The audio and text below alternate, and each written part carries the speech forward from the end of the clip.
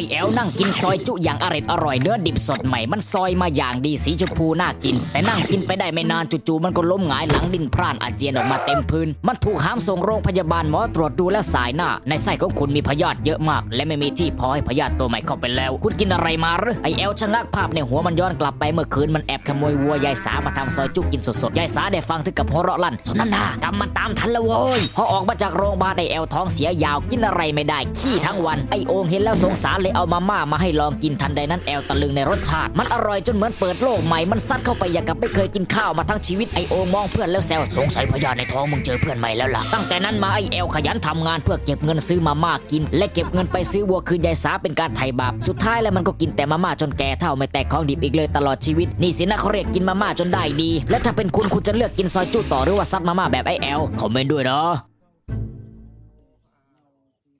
ยั่วๆครับเนื้อเด้ง